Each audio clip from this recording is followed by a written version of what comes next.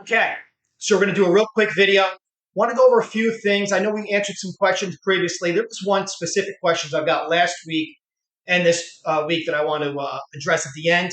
So, but we'll get to that in a minute. Right now, I want to just go over what we're focused on, where we're at, why we're doing what we're doing. So let's just jump right into it. So, we're looking at restructuring the existing debt, right? So we need to, and it's not just restructuring, reducing, streamlining. These are things that we're evaluating. Why are we doing this? We're taking a look at a way to structure the company in a way that makes us the most attractive to the best possible terms on financing, and also expanding our options on financing and banking. Different credit facilities have different requirements. There's different tiers. And these are things that I would like to work towards as far as being more in the top tier with the best rates, right? So this is what we're looking at, taking a look at our debt, taking a look at our organizational structure. We're very closely evaluating the organizational structure of all of the companies and of the our interests, I should say, in each company. So we're for an example, we're evaluating our minority interest or minority positions in other companies. And this isn't a commentary on any one specific company, but we need to make sure that we are allocating, and this is something that we're really focused on right now, evaluating where we've allocated capital and what has been the greatest ROI. What's the best return on that investment? And how do we continue down the road? And what would that ROI look like, right? So this is just something that we've been going over the past couple of weeks. Really, it started a couple of months back, but now we're really kind of laser focused on the structure of the companies and what that investment has looked like in the long term and what it's going to look like in the future. So I just need to minimize our debt exposure, our existing debt, how we're going to carry that and streamline that move forward, and how we're going to package it for our financials and any other credit facility we're looking at in the future. Again, there are a lot of ways to do this, but if you're looking at non-dilutive banking, non-toxic credit facilities, you have to. I guess the best way to put it is make sure you have the right dress on for the ball, right? So we just need to make sure that we're doing everything we need to do to tighten the company up or tighten the packages we put together for the existing credit facilities and banking relationships that we're growing. All right. So the other thing is, what does our operational footprint currently look like versus what it's looked like in the past 2 to 3 years? So obviously we've really narrowed and we've tightened things up, but I think we can go a little further.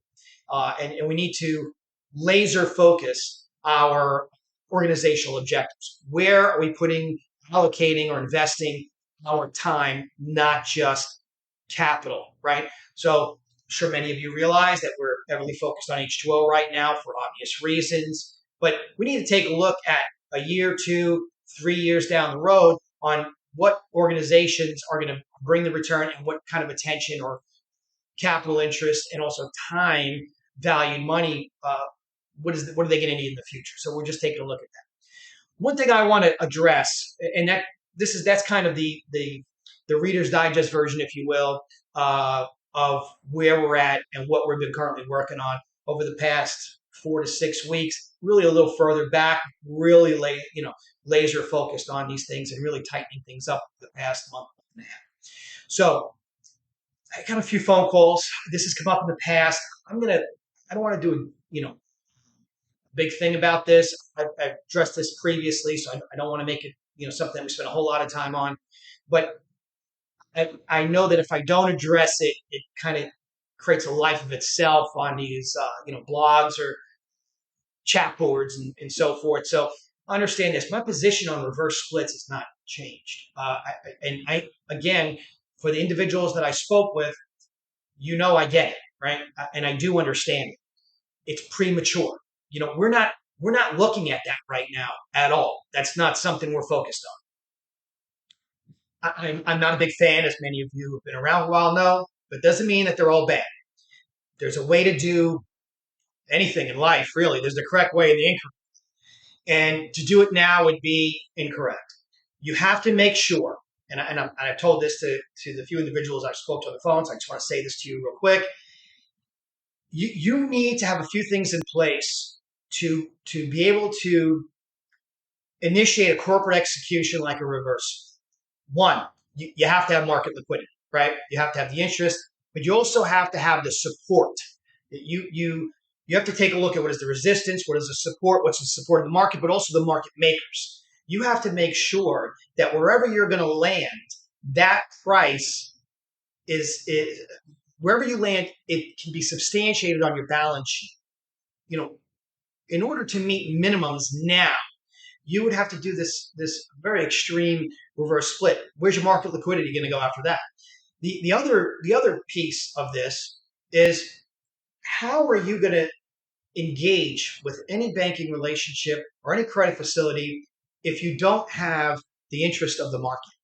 You could say, well, Alex, you're selling the units, you're doing this, you're doing that, and that's great. That's great. But the public side of the company has to equal the subsidiaries and the actual operation and revenues of the company.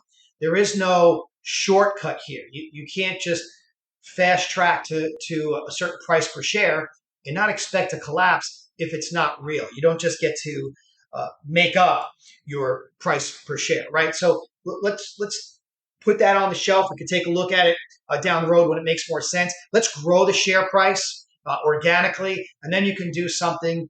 You can restructure the company if it makes sense. Restructure the company in a more narrow, streamlined way, something that's a little softer than some of these conversations I've had with a couple of shareholders. And I get there. I understand you want to get there, and no one wants it more than I, trust me.